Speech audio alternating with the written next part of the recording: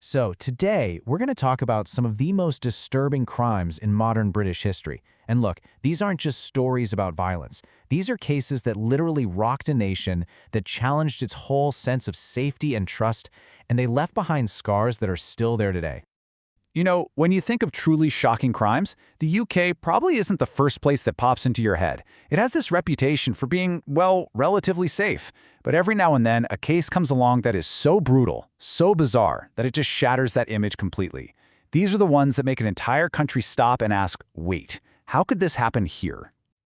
All right, so here's our roadmap. We're going to start with the murder of James Bulger, a case that it completely changed how people thought about childhood innocence. Then, we'll get into the White House farm murders, which was this whole family massacre just wrapped up in deception. After that, the incredibly public murder of Lee Rigby. And we'll wrap up by looking at why these specific crimes cut so deep and left such a mark on the national psyche. Okay, our first case is one that shook the UK right to its core. Seriously.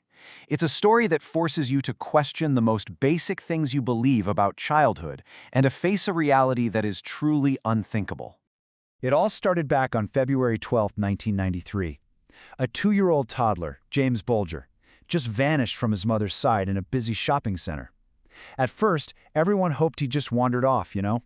But that hope was crushed when they checked the security footage. There it was. This grainy, absolutely haunting image of little James being led away by the hand by 2 other boys. 2 days later, the nation's worst fears came true. I mean, the discovery of James's body was just horrific, but that CCTV footage raised an even more chilling question.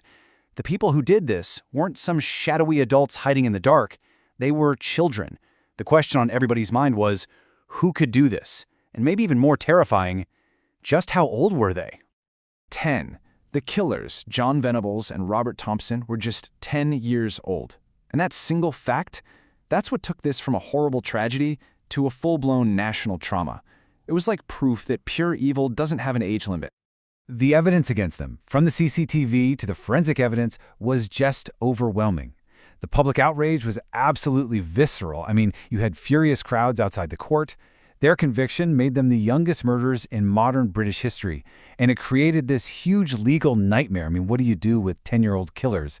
They were eventually released when they turned 18, given new identities, a decision that, to this day, is still incredibly controversial. All right, our next case is a bit different. It doesn't start with some obvious monster. No, this one started with what looked like a straightforward, though tragic, family event. But investigators would pretty soon find out that the initial story was a complete lie, designed to hide a much, much colder truth. So picture this. On an August night in 1985, police show up at a place called White House Farm. They find 5 family members, all dead from gunshot wounds. The daughter, Sheila, is found with the rifle in her hands. Now, she had a history of mental health issues, so the police pretty quickly came to a conclusion. It was a tragic murder-suicide. Case closed. Or so they thought. But the whole police theory, the entire thing, rested on one critical oversight.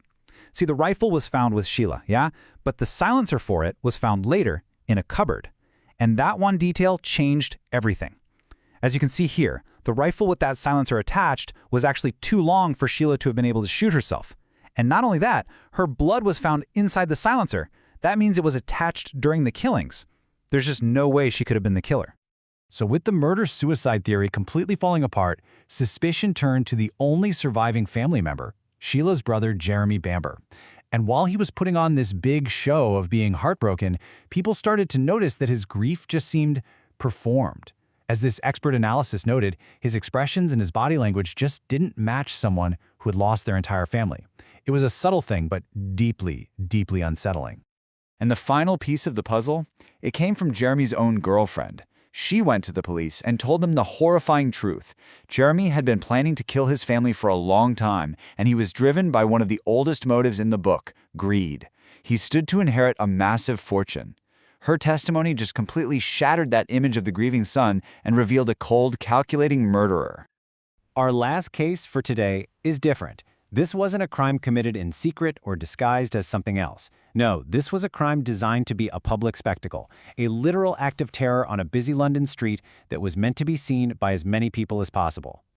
So, on May 22, 2013, a soldier named Lee Rigby was just walking near his barracks when a car deliberately ran him down.